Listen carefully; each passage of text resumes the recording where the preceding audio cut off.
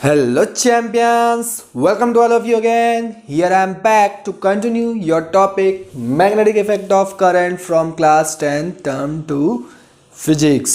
Okay champions, तो फटाफट से यहाँ साइड स्क्रीन में देख लीजिए आपकी प्लेलिस्ट जो हमारे चैनल की जो प्लेलिस्ट है कंटिन्यूसली चल रही है ना, और अपडेट भी हो रही है ना। तो आप उसमें से देख सकते हैं कि किसी टॉपिक से रिलेटेड अगर कोई क्वेश्चन नहीं हुआ है या मैंने नहीं करवाया है तो आप बिल्कुल हमको क्या कर सकते हैं, कमेंट कर सकते हैं। हम वो टॉपिक से रिलेटेड जो भी आपका क्वेश्चन है जो छूट गया है वो ज़रूर करवाएंगे। वैसे हमने सारा जो है टॉपिक करवा लिया है ना। तो आगे बढ़ते हैं, तो पेन और कॉपी उठा लीजिए और मेरे साथ स्टार्ट हो जाइए। So let's start. Okay champions, तो मैग्नेटिक इफेक्ट ऑफ करंट का ये लास्ट लेक्चर है ना। आज ही हमारा टॉपिक कंप्लीट हो जाएगा। तो क्या है हमारा आज का टॉपिक? हमारा आज का टॉपिक है डोमेस्टिक इलेक्ट्रिक सर्किट्स या डोमेस्टिक वायरिंग। डोमेस्टिक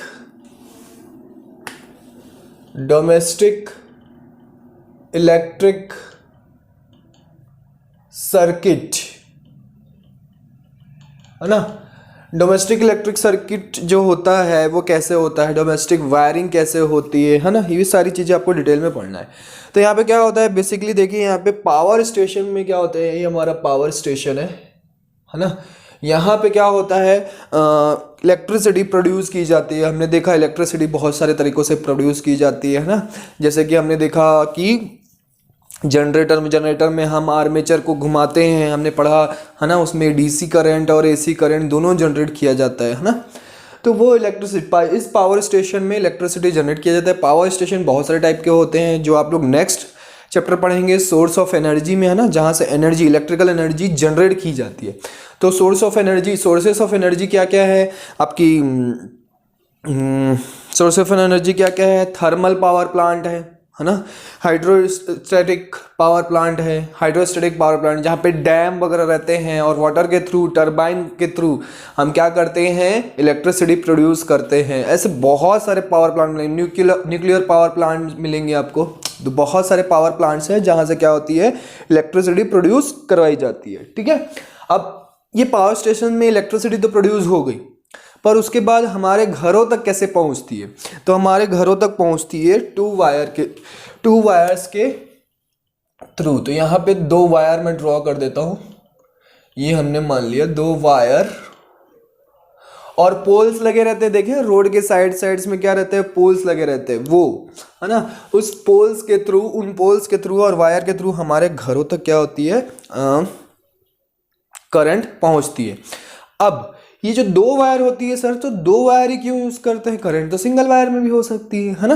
तो एक वायर जो होती है आपकी मेन वायर रहती है बच्चों, मेन वायर, या इसको लाइव वायर भी बोलते हैं। ठीक है, तो मैं लाइव लिख लेता हूँ। एक वायर को हम बोलते हैं लाइव वायर। ये ऊपर वाली मान लीजिए लाइव वायर है और ये नीचे वाली न्यूट्रल वायर है। न्यूट्रल वायर मतलब न्यूट्रल वायर में आपकी कोई भी करंट फ्लो नहीं होगी। लाइव वायर में या मेन वायर में करंट फ्लो होती है।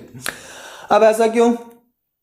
ऐसा इसलिए कि इस वायर से करंट फ्लो होके, देखो अरेंजमेंट ऐसा किया जाता है, इस वायर से करंट फ्लो होके यहाँ पे आएगी, फिर वायर जो है दूसरे वायर, न्यूट्रल वायर के थ्रू करंट ऐसे वापस चली जाएगी।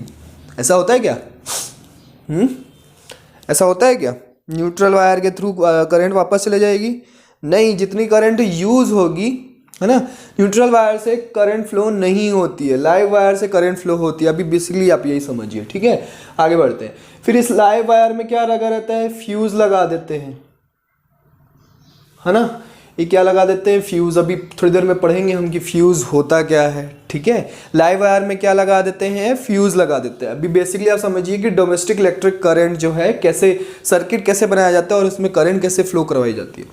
तो फ्यूज, लाइव वायर में हमने करंट फ्लो करवाई, उसके रास्ते में हमने क्या लगा दिया, फ्यूज लगा दिया। उसके बाद बड़े बड़े ट्रांसफार्मर लगे रहते हैं आपके घरों के आसपास। क्या होते हैं, ट्रांसफार्मर लगे होंगे उसमें, देखना। तो ये ट्रांसफार्मर नहीं, ये आपका ट्रांसफार्मर टीएफ ट्रांसफार्मर है, ठीक है। ट्रांसफार्मर का बेसिकली काम क्या रहता है, ट्रांसफार्मर का बेसिकली काम रहता है आपका वो करना, क्या बोलते हैं, स्टेप अप और स्टेप डाउन करवाना, करंट के वोल्टेज को चेंज करना, ठीक है, करंट के वोल्टेज को चेंज करना। पावर स्टेशन से 440 वोल्ट की करंट आती है तो उसको क्या करता है, वो चेंज करता है 220 वोल्ट में। हमारे घरों में जो अप्लायंसेस यूज़ होते हैं वो 220 वोल्ट वाले यूज़ होते हैं, तो उसको चेंज करने का काम रहता है ट्रांसफार्मर का, ठीक है। उसके बाद फिर करंट आती है, हमारे घरों में मीटर लगा रहता है, ये मीटर है ना, जिसमें KWH या आप इलेक्ट्रिसिटी चैप्टर में पढ़े हो, है ना। ये जो फ्यूज़ है वो ट्रांसफार्मर में देखे हो ना, ट्रांसफार्मर में फ्यूज़ लगे रहते हैं बड़े बड़े, है ना। वो फ्यूज़ हम लगाते हैं, अटैच करते हैं तो करंट फ्लो होती है। फ्यूज़ को अगर निकाल दिए तो करंट जो है सर्किट ब्रेक हो जाता है ना, उसको बोलते हैं फ्यूज़। तो ये फ्यूज़ जो है बेसिकली ट्रांसफार्मर के अंदर लगा रहता है, ठीक है। उसके बाद ये मीटर है, मीटर में KWH साइन रहता है जो कि हमको यूनिट बताता है किसकी, इलेक्ट्रिकल एनर्जी की, इलेक्ट्रिकल एनर्जी कितनी कंज्यूम हुई है। ये घरों में मीटर लगा हुआ है। उस मीटर के बाद फिर यहीं से हम इलेक्ट्रिसिटी बिल जनरेट करते हैं, कितनी यूनिट जली है। इलेक्ट्रिसिटी मीटर वाला रीडिंग लेने आता है, कितनी रीडिंग हुई है, 300 यूनिट जली है तो 300 यूनिट का बिल देके चला जाता है। तो सब यहाँ से काम होता है, ठीक है, इलेक्ट्रिक मीटर के थ्रू। अब आगे बढ़ते हैं, दोनों वायर को हम आगे बढ़ाते हैं। अगेन इसके लाइव वायर के रास्ते में क्या आ जाएगा, यहाँ पे फ्यूज़ आ जाएगा। तो हमारे मीटर में भी क्या लगा रहता है, फ्यूज़ कनेक्टेड रहता है। मीटर के साइड में देखना फ्यूज़ लगा रहता है, या तो MCB लगा रहेगा, है ना। फ्यूज़ या MCB क्या होता है, लेट इट बी, देखते हैं थोड़ी देर में। आगे बढ़ाते हैं। इसके बाद क्या होगा, इसके बाद अर्थिंग कराई जाती है। इसकी क्या कराई जाती है, अर्थिंग कराई जाती है। यहाँ पे जो मीटर रहता है ना, मीटर से अर्थिंग कराई जाती है,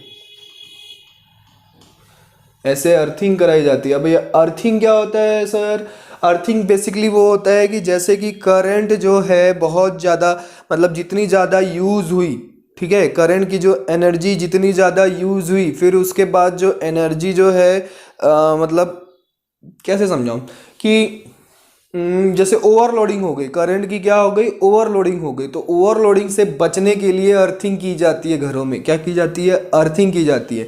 अर्थिंग बेसिकली क्या होता है, गड्ढा खोदते हैं जब घर बनता रहता है ना, तो आप देखना जब आपका नया नया घर बनेगा तो वहाँ पे अर्थिंग की जाती है। वहाँ पे गड्ढा खोदा जाता है ज़मीन में, और ज़मीन में बहुत सारे मेटल्स डाले जाते हैं, कॉपर डाला जाता है, बहुत सारे मेटल्स, कॉपर की वायर डाली जाती है, बहुत सारे इसमें डाले जाते हैं, ठीक है। उससे क्या होता है कि करंट जो है जब अगर ओवरलोडिंग हो गई है तो ओवरलोडिंग होने के कारण वो सीधा कहाँ चले जाएगी, अर्थिंग में चले जाएगी। अर्थिंग में जाके वहाँ पे क्या हो जाएगी, डिस्प्यूट हो जाएगी, ख़त्म हो जाएगी। समझ में आया। तो वैसे इसलिए उसको क्या किया जाता है, अर्थिंग कराई जाती है। तो अर्थिंग किए हैं तो ये जो है अर्थिंग की वायर भी हमको देनी पड़ेगी ना। अब यहाँ से एक और वायर जनरेट हो गई, पावर स्टेशन से सिर्फ 2 ही वायर आ रही थी, मीटर के बाद फिर क्या हो गया, अर्थिंग के कारण एक अर्थिंग वायर भी आ गई, ठीक है। तो अर्थिंग वायर को हम डैश डैश लाइन से ड्रॉ कर देते हैं तो आपको समझ में आ जाएगा। 3 वायर होती है टोटल। कितनी वायर्स हो गई, 3 वायर्स हो गई। अब इस 3 वायर्स में अप्लायंसेस को कनेक्ट करना स्टार्ट कर दीजिए। यहाँ पे सबसे पहले मेन वायर, एक अप्लायंस को जब भी मैं कनेक्ट करूँगा तो क्या करूँगा, अप्लायंस के जैसे बल्ब, मैंने यहाँ पे बल्ब कनेक्ट किया,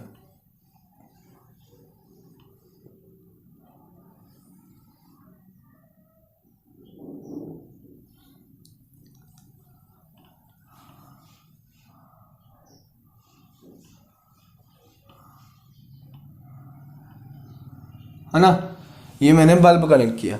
अब इस बल्ब की मैं क्या करूँगा, एक वायर ऐसे लेके जाऊँगा जो कि किस में कनेक्ट करूँगा, मेन वायर में, और दूसरी वायर को हम किस में कनेक्ट करेंगे, न्यूट्रल वायर में।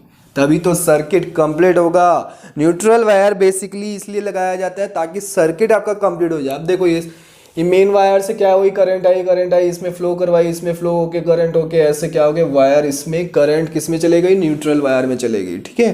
देखो इसीलिए जब भी हमको शॉक, जैसे चिड़िया वगैरह क्वेश्चन पूछा जाता है, बर्ड्स वगैरह जो है बेसिकली वो वायर वगैरह में बैठते हैं तो उनको करंट क्यों नहीं लगती है ना। तो करंट इसलिए नहीं लगती है, या तो वो लाइव वायर में बैठे रहेंगे, या तो वो न्यूट्रल वायर, दोनों में से अगर किसी एक वायर में बैठे हुए हैं तो उनको करंट कभी भी नहीं लगने वाली है, उनको करंट कभी भी नहीं लगने वाली है, ठीक है। बट अगर उन्होंने जैसे ही दोनों एक वायर में बैठे हैं और दूसरी वायर को जैसे ही टच कर दिया तो उनका सर्किट हो गया कंप्लीट, तुरंत उनको झटका लगने वाला है, तुरंत उनको झटका लगने वाला है। हमको भी जैसे करंट लगता है, जैसे कभी कभी घर में शॉक लगता है, ठीक है, तो शॉक लगता है तो कैसे लगता है, क्यों लगता है, क्योंकि हमारा सर्किट कंप्लीट हो जाता है ड्यू टू द अर्थ के साथ हमारा सर्किट कंप्लीट हो जाता है, इसलिए हमको करंट लगता है। अगर आप अर्थ से थोड़ा सा ऊपर रहें और अगर आप उसको लाइव वायर को भी टच करेंगे तब भी आपको करंट नहीं लगेगी, बिल्कुल नहीं लगेगी करंट, ठीक है। नीचे अर्थ से आपका सर्किट कंप्लीट नहीं होना चाहिए, बाय एनी हाउ टच नहीं होना चाहिए किसी भी चीज़ से, ठीक है। अगर अर्थ ऐसे हवा में लटक के अगर आप छूते हो लाइव वायर को तो आपको भी करंट नहीं लगेगी, ठीक है। सर्किट कंप्लीट नहीं होना चाहिए, क्लियर है। तो ये हमने बल्ब करंट किया। अब देखो ये जो है, अब दूसरा अप्लायंस जैसे मैं लगाऊंगा ना, जैसे हमको सॉकेट लगाना है तो सॉकेट लगाने के लिए हमको 3 वायर की जरूरत होती है। 3 वायर वाला सॉकेट लगाते हैं ना, 3 वायर वाले सॉकेट आते हैं, ठीक है। 3 वायर वाले ऐसे देखा होगा आपने, ऐसे 3 वायर्स वाले क्या होते हैं, सॉकेट होते हैं। एक वायर जो है, एक सॉकेट का एक पिन जो है किससे कनेक्टेड रहता है, लाइव वायर से। दूसरा कनेक्टेड किससे रहेगा,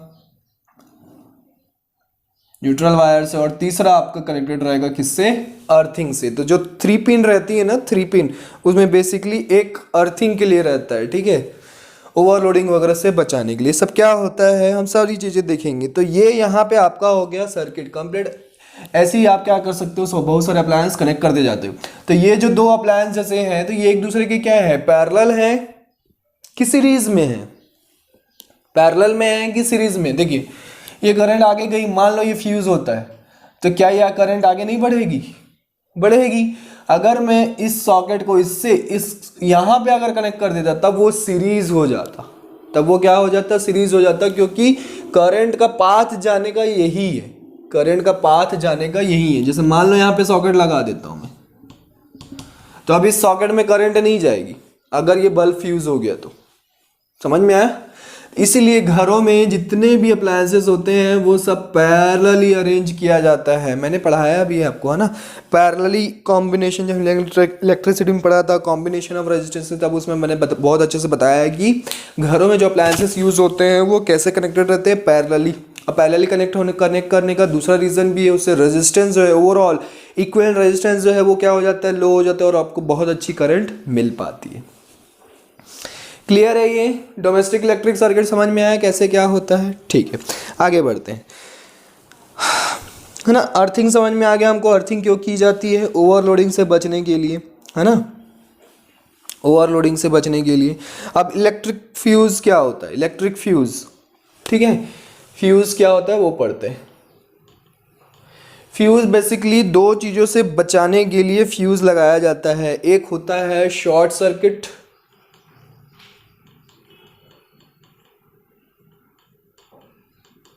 और दूसरा होता है ओवरलोडिंग, है ना। डेफिनेशन वगैरह आपको बुक्स में मिल जाएगी, मैं आपको एक्सप्लेन बस कर दे रहा हूँ, ठीक है।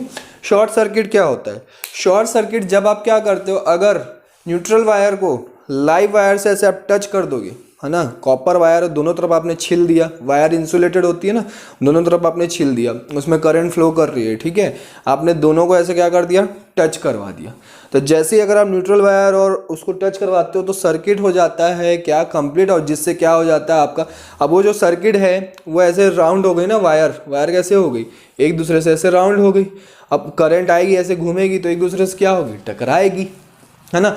तो उस टकराने को बोलते हैं शॉर्ट सर्किट, उस टकराने को क्या बोलते हैं, शॉर्ट सर्किट। नहीं समझ में आया, देखो जैसे मान लो ये न्यूट्रल वायर है और ये हमारी, ये न्यूट्रल वायर है, ये लाइव वायर है, ठीक है। इसमें देखो करंट आ रही है, इसमें करंट आ रही है, यहाँ से मैंने छिल दिया, ये बेसिकली ऐसे छिल दिया, यहाँ से इसको भी छिला हुआ है। अब ये करंट इसमें आ रही है, ठीक है, करंट जैसी आ रही है। अब इनको जैसे ही आप टच करवाते हो, जैसे टच करवाते हो तो यहाँ पे क्या होता है, स्पार्क होता है जोर से, उसी को बोलते हैं शॉर्ट सर्किट, उसी को क्या बोलते हैं, शॉर्ट सर्किट हो जाना, है ना। कभी कभी क्या होता है घर में शॉर्ट सर्किट हो जाता है ना, तो उस शॉर्ट सर्किट से अप्लायंस, कोई भी अप्लायंस आपका डिफ्यूज़ ना हो, जैसे रेफ्रिजरेटर या फिर जो भी चीज़ है उसको डैमेज ना हो, इसलिए यूज़ किया जाता है फ्यूज़। इसलिए यूज़ किया जाता है फ्यूज़, ठीक है, डैमेज से बचाने के लिए, शॉर्ट सर्किट के डैमेज से बचाने के लिए घर में जितने भी घरों में जितने भी अप्लायंसेस है सब में आपका यूज़ किया जाता है फ्यूज़। आजकल तो सारे अप्लायंसेस में फ्यूज़ लगाया जाता है, ठीक है, लगा रहता है ऑलरेडी। अदरवाइज पहले क्या होता था, इस मीटर के साइड में जैसे ही फ्यूज़ लगा रहता है ना, वैसे ही लगाया जाता था, अभी भी लगाया जाता है। अब एमसीबी यूज़ किया जाता है। अब एमसीबी क्या होता है वो भी बताऊंगा, ठीक है, जस्ट वेट एंड वॉच। तो शॉर्ट सर्किट समझ में आया, जब भी न्यूट्रल वायर और लाइव वायर एक दूसरे से कनेक्ट में आते हैं तो वहां पे क्या हो जाता है, शॉर्ट सर्किट हो जाता है, ठीक है। नेक्स्ट आ जाते हैं ओवरलोडिंग। ओवरलोडिंग के एग्जांपल बहुत सारे। ओवरलोडिंग जैसे आपने क्या किया, बहुत हाई हाई पावर रेटिंग वाले, जैसे एयर कंडीशन को आपने ऑन कर दिया, गीज़र ऑन कर दिया घर में, और रेफ्रिजरेशन तो और रहता ही है दिन भर, है ना, टीवी भी ऑन कर दिया आप, मतलब सारे अप्लायंस, घरों के सारे अप्लायंसेस, जितने अप्लायंसेस सबको एक साथ आपने क्या कर दिया, चालू कर दिया। फैन चल रहा है, सब चल रहा है, मतलब सब पूरा लाइटें चल रही है, सबको आपने चालू कर दिया। तो वहाँ पे क्या हो जाता है, बहुत ज़्यादा करंट की ज़रूरत पड़ जाती है ना। अब बहुत ज़्यादा करंट चाहिए तभी तो सारे अप्लायंसेस आपके चलेंगे, तो बहुत ज़्यादा करंट की ज़रूरत पड़ जाती है। पर वो क्या करता है, अब आपका ये ट्रांसफार्मर से बहुत ज़्यादा करंट खींचने लगता है, बहुत ज़्यादा करंट खींचने लगता है। कौन, जो सारे अप्लायंसेस हैं, ठीक है, सारे अप्लायंसेस हैं। इसलिए गर्मी के दिनों में क्या होता है, ज़्यादा बिजली बिल आता है, इलेक्ट्रिसिटी बिल ज़्यादा आता है ना, क्योंकि हमको बहुत सारी चीज़ों की ज़रूरत पड़ती है। एसी रहे तो एसी, कूलर है तो कूलर, तो ये सब क्या करते हैं, बहुत ज़्यादा पावर रेटिंग वाले हैं। जब इन सबको चालू कर दिया जाता है, स्टार्ट कर दिया जाता है, ऑन कर दिया जाता है, तो क्या होता है, बहुत ज़्यादा करंट ड्रॉ ऑन करने लगती है, बहुत ज़्यादा करंट की खिंचाव होती है, मुझे भी चाहिए, मुझे भी चाहिए, ऐसे करके करंट खींचने लगते हैं सारे अप्लायंसेस, है ना। तो उस केस में क्या हो जाता है, जब बहुत ज़्यादा करंट खींचने लगते हैं तो वहाँ पे देखिए, नाम अब समझ में आ गया होगा, ओवरलोडिंग हो जाती है। करंट की क्या हो जाती है, ओवरलोडिंग हो जाती है। तो उस ओवरलोडिंग से बचने के लिए, उस ओवरलोडिंग से क्या हो सकता है, आपका अप्लायंस उड़ सकता है, ब्लास्ट हो सकता है। बहुत ज़्यादा करंट, अगर एसी में बहुत ज़्यादा करंट आ गई तो क्या हो जाएगा, आपकी एसी ब्लास्ट हो सकती है, उड़ सकती है। उड़ सकती है मतलब पंछी की तरह उड़ नहीं सकती, मतलब ब्लास्ट हो सकती है ना, डैमेज हो सकती है, कुछ भी उस मतलब उसका अप्लायंस का कोई भी एक पार्ट डैमेज हो सकता है ना। उड़ जाना मतलब वही होना। तो उस डैमेज को बचाने के लिए क्या यूज़ किया जाता है, फ्यूज़ यूज़ किया जाता है। अरे सर फ्यूज़ यूज़ किया जाता है, फ्यूज़ यूज़ किया जाता है, तो ये होता क्या है, कैसे बनता है ना। अब आ जाती है बारी फ्यूज़ को समझाने की। तो ओवरलोडिंग का एक एग्जांपल समझ में आया। दूसरी ओवरलोडिंग कब होती है, जब आप क्या होता है, आपके घरों में सडनली क्या हो जाती है, लाइट गोल हो जाती है ना। तो लाइट गोल हो गई, आपने क्या किया, लाइट गोल हुई सडनली, तो आपने फ्रिज का स्विच ऑफ करना भूल गए, या फिर एसी ऑन थी तो एसी का ऑफ करना भूल गए, फैन ऑन था तो फैन का ऑफ करना भूल गए, ठीक है, ये सब आपने, टीवी ऑन थी तो टीवी का ऑन ऑफ करना भूल गए स्विच। तो क्या होता है कि फिर जब लाइट वापस ऑन होती है, लाइट जब वापस ऑन होती है, जो स्टेशन से, सब स्टेशन होते हैं वहाँ से लाइट, अच्छा ये पावर स्टेशन और ट्रांसफार्मर के बीच में सब स्टेशन भी होता है ना भाई, यहाँ पे मैंने बनाया नहीं, एसटी सब स्टेशन मान लीजिए, एसटी होते हैं सब स्टेशन जो हैं, हर एक एरिया का एक सब स्टेशन होता है। पावर स्टेशन से पहले सब स्टेशन में करंट आती है, देन सब स्टेशन प्रोवाइड करता है हर एक घरों में, ठीक है, चलो वो सब छोड़ो। क्या बोल रहा था मैं, हाँ, आप क्या किए, फ्रिज का स्विच ऑन करना ऑफ करना भूल गए, एसी का स्विच ऑन ऑफ करना भूल गए, ठीक है, फैन का ऑफ करना भूल गए। तो सडनली क्या होगा, फिर जब लाइट अचानक से आती है, तो जब लाइट अचानक से आती है तो करंट जो है वो ऐसे करके आती है, एकदम एकदम फुल स्पीड से करंट आएगी, जिसके कारण ओवरलोडिंग हो सकती है ना। ओवरलोडिंग होने के कारण अप्लायंस जो है डैमेज हो सकता है। डैमेज से बचाने के लिए क्या यूज़ किया जाता है, फ्यूज़ यूज़ किया जाता है। तो चलिए फ्यूज़ को समझाने की बारी आ गई है। फ्यूज़ बेसिकली क्या होता है, ये जो ट्रांसफार्मर, ये जो आपके मीटर में फ्यूज़ यूज़ किया जाता है या ट्रांसफार्मर जो फ्यूज़ यूज़ किया जाता है ना, उसका स्ट्रक्चर कैसा होता है, बेसिकली समझिए। उसका स्ट्रक्चर कुछ ऐसा होता है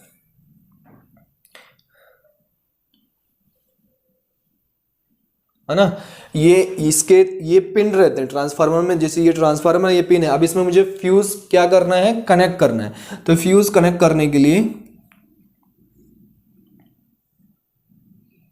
ये मैं रफ डायग्राम बना रहा हूं आपका। ये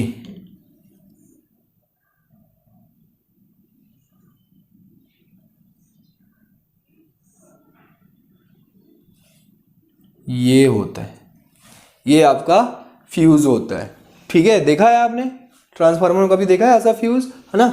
ये ऐसे कनेक्ट किया जाता है। अब इस फ्यूज में क्या होता है, यहाँ पे एक टर्मिनल पॉइंट होता है और यहाँ पे एक टर्मिनल पॉइंट होता है। इस दोनों टर्मिनल पॉइंट को ऐसे एक सिंगल वायर के थ्रू ज्वाइंट किया जाता है और आपका बन गया फ्यूज। अब जैसे ही देखो, अब ये निकला हुआ है फ्यूज, जैसे इसमें उसको अच्छे से अटैच कर दूंगा, यहाँ पे ये जो रहती है ये मेटल का होता है। ठीक है, ये जो मेटल की बॉडी होती है। ठीक है, अब जैसे इसमें क्या करूँगा, पूरे फ्यूज़ को मैं कनेक्ट कर दूंगा, अटैच कर दूंगा, तो ये वायर्स अटैच हो जाएगा।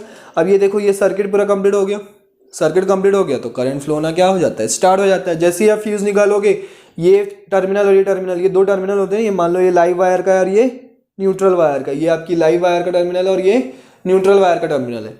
तो आपने जैसे ही फ्यूज़ निकाला, सर्किट हो गया ब्रेक, यहाँ से यहाँ करंट पहुँच ही नहीं रही है ना। मान लो फॉर एग्जाम्पल मैंने माना है। ठीक है, उसके बाद अगर जैसे हम फ्यूज़ को क्या करते हैं, उसमें कनेक्ट करते हैं, तो अब देखो ये वाला टर्मिनल, ये टर्मिनल इस वायर के थ्रू क्या हो जाता है, कनेक्ट हो जाता है। फ्यूज़ कंस्ट्रक्शन समझ में आया। ठीक है, अब इसका काम क्या है, इसका काम ये है कि जैसी अगर ओवरलोडिंग होती है या शॉर्ट सर्किट होता है, तो ये जो वायर है क्या हो जाती है, बीच से ब्रेक हो जाती है। जैसे ही ओवरलोडिंग होता है या शॉर्ट सर्किट होता है, तो ये वायर जो है क्या हो जाती है, ब्रेक हो जाती है और आपका फ्यूज़ जो है उड़ जाता है। फ्यूज़ हो जाता है। क्या हो जाता है, फ्यूज़ जो है फ्यूज़ हो जाता है, इसलिए उसका नाम ही फ्यूज़ है। फ्यूज़ जो है फ्यूज़ हो जाता है। समझ में आया। अब जैसी वायर टूट गई बीच से, तो क्या हो गया, आपका सर्किट ब्रेक हो गया, लाइट हो जाएगी आपकी ऑटोमेटिक गोल। भी याद रखो कि कभी भी अचानक अगर लाइट गोल हो जाती है, तो एक बार जाके चेक किया करो आपका फ्यूज़ तो नहीं उड़ गया, कहीं शॉर्ट सर्किट तो नहीं हो गया। अच्छा, कैसे पता चलेगा, जाके आप मीटर को चेक करना। क्या मीटर में जो नंबर हमको दिखाई देता है वो सब चल रहा है कि वो भी बंद हो गया। अगर वो बंद हो गया है तो समझ लीजिए सब स्टेशन से, वहाँ से क्या किया है, इलेक्ट्रिसिटी ऑफिस से ही क्या किया गया है, बंद किया गया लाइट गोल के, मतलब पूरे एरिया की गोल है।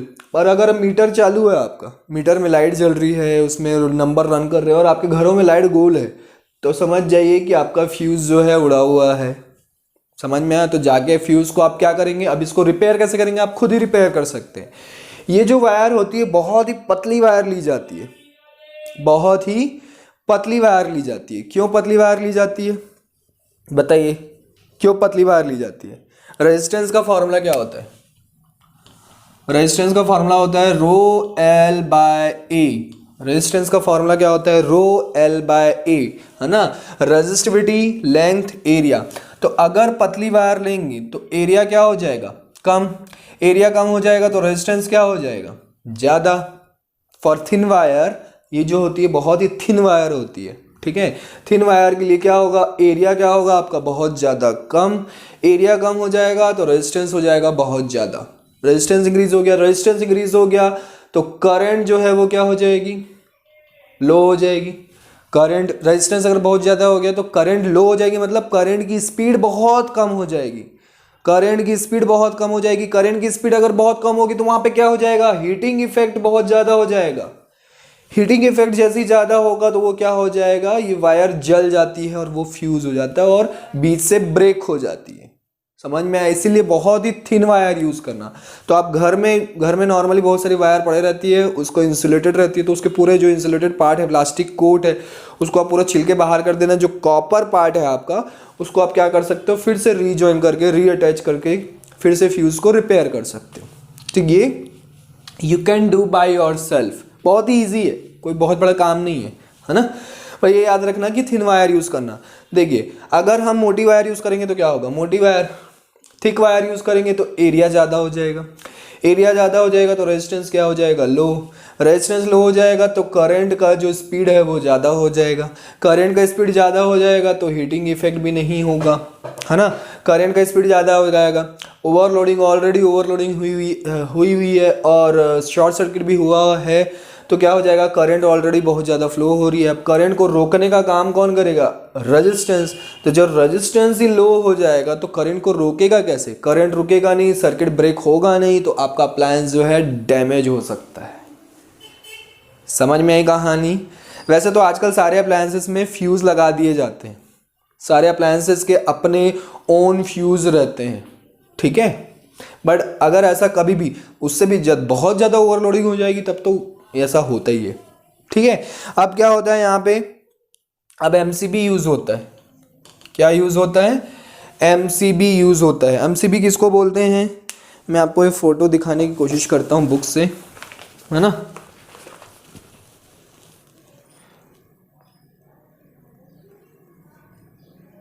ये बुक से मैं फ़ोटो दिखाने की कोशिश करता हूँ। ये इसको बोलते हैं एमसीबी, है ना। आपने देखा है, आपके घरों में लगा होगा मीटर में, है ना। तो ये है आपका एमसीबी, ठीक है। इसका फुल फॉर्म क्या होता है एमसीबी का, हाँ बताइए, पढ़ा है आपने, फुल फॉर्म क्या होता है, क्या होता है, मिनिएचर सर्किट। सर्किट को देखो शॉर्ट फॉर्म में सीकेटी लिखते हैं, ठीक है, सर्किट ब्रेकर, ठीक है। मिनिएचर सर्किट ब्रेकर बेसिकली ये मैग्नेटिक इफेक्ट पे काम करता है। ये किस इफेक्ट पे काम करता है, मैग्नेटिक इफेक्ट पे, मैग्नेटिक इफेक्ट पे काम करता है, ठीक है। करंट जो है क्या होता है, जैसी करंट ओवरलोड हो जाती है, करंट ज़्यादा हो जाएगी तो मैग्नेटिक इफेक्ट ज़्यादा हो जाएगा, मैग्नेटिक इफेक्ट ज़्यादा हो जाएगा तो ये एमसीबी अभी मैंने दिखाया ना, एमसीबी डाउन गिर जाता है। शॉर्ट सर्किट या ओवरलोडिंग होने से क्या हो जाता है, एमसीबी नीचे गिर जाता है। एमसीबी जैसे नीचे गिरता है तो आपका सर्किट जो है ब्रेक हो जाता है, इसीलिए इसका नाम है मिनिएचर सर्किट ब्रेकर। सर्किट को ब्रेक कर देता है, जैसे फ्यूज़ काम कर रहा था वैसे ही अब मिनिएचर करता है। तो कभी भी आप, जैसे आपके घरों में क्या है, अभी के टाइम पे फ्यूज़ यूज़ नहीं होता, ये पुराने ज़माने में यूज़ होता। पुराने ज़माने इन द सेंस आज से 10 साल पहले की बात है ना, आज से 10 साल पहले फ्यूज़ यूज़ किया जाता था। अभी भी जैसे पुराने घर होंगे ना तो वहाँ पे देखना फ्यूज़ वगैरह, आपके गाँव वगैरह में देखना वहाँ पे फ्यूज़ वगैरह लगे होंगे, ठीक है। अब क्या होता है, एमसीबी यूज़ किया जाता है। एमसीबी में ये सब झंझट नहीं रहता, वायर चेंज करो ये करो, वो कुछ नहीं है। वो क्या होगा, जैसे ही ओवरलोडिंग होगी एमसीबी डाउन हो जाएगा, आपके घर की लाइट गोल हो जाएगी। कैसे पता चलेगा, अगेन मीटर को जाके चेक करना, मीटर ऑन है कि ऑफ है। ऑन है मतलब आपके घर की सिर्फ लाइट गोल हुई है, और फिर भी मीटर ऑन है, इसका मतलब क्या है, आपका कहीं ना कहीं शॉर्ट सर्किट हुआ है या तो ओवरलोडिंग हुआ है, ठीक है। तो क्या करना, जैसे ही एमसीबी गिर गया, अब जाके आप एमसीबी चेक करना, एमसीबी गिरी हुई है, एमसीबी को उठा देना। जैसे ही एमसीबी को ऑन करेंगे आपके फिर से क्या हो जाएगी, घर में उजाला ही उजाला, लाइट आ जाएगी, है ना। समझ में आया। तो बहुत ही ईजी है बच्चों, है ना। आप खुद क्या बन सकते हैं, इंजीनियर बन सकते हैं, इलेक्ट्रिकल इंजीनियर कर सकते हैं, ठीक है। अच्छा, फ्यूज़ का जो सिंबल है वो कैसा होता है वो बता देता हूँ। तो फ्यूज़ का कुछ सिंबल ऐसा होता है, ये this is the symbol of fuse. ये फ्यूज का सिंबल होता है। समझ में ही कहानी क्लियर है। हाँ, ये गांधी जी के चश्मा टाइप दिख रहा है ना, तो इसको ऐसे कर देते हैं। अब तो पूरा वैसे दिख रहा है क्या, चलो उससे फर्क नहीं पड़ता। क्लियर है। अब जैसे अप्लायंसेस, मैंने बोला कि आजकल अप्लायंसेस में भी कनेक्ट रहते हैं फ्यूज़, तो उसका स्ट्रक्चर कैसा होता है वो बता देता हूँ। ऐसा देखा होगा आपने, आयरन वगैरह यूज़ करते हैं आप, तो ऐसे टाइप का रहता है, क्योंकि ट्रांसपेरेंट रहता है तो आपको दिखता है, ठीक है। ये ट्रांसपेरेंट रहता है ऐसे, ये कैप रहती है और बीचों बीच ऐसे वायर, पतली वायर कनेक्टेड रहती है, ठीक है। ये है आपका ट्रांसपेरेंट रहता है बच्चों। ये मेटल की कैप होती है दोनों तरफ, और बीच में क्या होगी, वायर होगी, ठीक है, फ्यूज वायर जिसको बोलते हैं। ग्लास ट्यूब रहता है, ये जो है आपका कैसा रहता है बता दूं, ये आपका ग्लास ट्यूब रहता है जो कि ट्रांसपेरेंट रहता है। ये आपकी मेटल की कैप होती है, ठीक है। मेटल की होगी तभी तो सर्किट जो है करंट फ्लो करवा पाएगा। ये जो है ये आपका क्या रहता है, फ्यूज वायर रहता है। ये सारे अप्लायंसेस में आजकल लगे रहता है, ठीक है। ये फ्यूज़, तो जैसे ओवरलोडिंग होता है ये फ्यूज़ का ज़्यादा वायर ब्रेक हो जाती है और सर्किट ब्रेक हो जाता है। सर्किट ब्रेक हो जाता है तो आपका फ्यूज़ जो है काम करना बंद कर देता है। तो कभी कभी हम ऐसे ही होता है, फिर हम सोचते हैं कि हमारा जो है हमारी फ्रिज रेफ्रिजरेशन ख़राब हो गया है, हम बुलाते हैं रेफ्रिजरेशन रिपेयर करवाने के लिए, वो ले लेता है 4-5 हज़ार आपसे, है ना। वो बोलता है कि ये प्रॉब्लम है वो प्रॉब्लम है करके बढ़िया से आपसे पैसे ऐंठ लेता है, ठीक है। तो बेसिकली कई बार ऐसा होता है कि फ्यूज़ वायर जो है ब्रेक हो जाती है, जिसके कारण काम करना बंद कर देता है, ठीक है। समझ में आई कहानी। और क्या बच गया आपका? तो बहुत इजी टॉपिक है। हजार्ड्स क्या क्या हो सकते हैं इलेक्ट्रिसिटी के, ठीक है। हजार्ड्स मतलब क्या क्या डेंजर्स डैमेज कर सकता है, ठीक है। तो हाथ में अगर शॉर्ट सर्किट कभी भी आपको लगता है तो आपका हाथ जो है पूरा वो चमड़ी पूरी उड़ सकती है ना। ये सब तो आपको पता है, बताने की ज़रूरत नहीं है। प्रिकॉशन क्या ले सकते हो आप यूज़ ऑफ इलेक्ट्रिसिटी, तो क्या क्या प्रिकॉशंस ले सकते हैं आप। जैसे आप रिपेयरिंग का काम कर रहे हैं, है ना, और रिपेयरिंग काम करने में सबसे पहले आप याद रखो कि स्विच ऑफ होना चाहिए, ठीक है। फ़ैन को आप रिपेयर कर रहे हो तो उसका स्विच ऑफ होना चाहिए। मान लीजिए स्विच ऑफ नहीं है, स्विच ऑन करके आप काम कर रहे हैं, तो आप जो है अर्थ के कांटेक्ट में नहीं रहना चाहिए। मान लो आप अर्थ के कांटेक्ट में भी हैं, ठीक है, तो अर्थ के कांटेक्ट में भी आप ऐसे होने चाहिए कि प्लास्टिक के थ्रू कांटेक्ट, मतलब कांटेक्ट नहीं है समझो, है ना। या तो आपके पैरों में क्या होना चाहिए, प्लास्टिक की चप्पल आप पहने रहिए, या प्लास्टिक के ऊपर खड़े होकर आप क्या कीजिए, फ़ैन को रिपेयर कीजिए, या फिर हाथों में आप ग्लव्स पहन लीजिए। क्या देखे होगे आपने, खंबे वगैरह को रिपेयर करने आते हैं इलेक्ट्रिक ऑफिस से, तो उनके हाथों में आप बड़े बड़े क्या होते हैं, प्लास्टिक के ग्लव्स पहनते हैं वो, ताकि उनको करंट ना लगे और कोई भी डैमेज ना हो उनको। समझ में आई कहानी। तो ऐसे बहुत सारे प्रिकॉशंस हैं, आप बुक में पढ़ सकते हैं, इट इज़ गिवन दैट। तो यहाँ पे होता है आपका चैप्टर कंप्लीट। तो कैसा लगा कमेंट करके ज़रूर बताना, लाइक ज़रूर कर लेना और अपने दोस्तों के साथ शेयर कर लेना। बच्चों शेयर किया करो, ऐसे बच्चों के साथ शेयर किया करो जो अफोर्ड नहीं कर सकते ट्यूशन फीस या कोचिंग में जाके पढ़ाई नहीं कर सकते, तो उन तक वहाँ ये वीडियो ज़रूर पहुँचना चाहिए, ठीक है ताकि वो स्टडी कर सके घर में बैठे बैठे, क्लियर है, और इसका फ़ायदा उठा सके। तो bye bye, take care, see in the next lecture.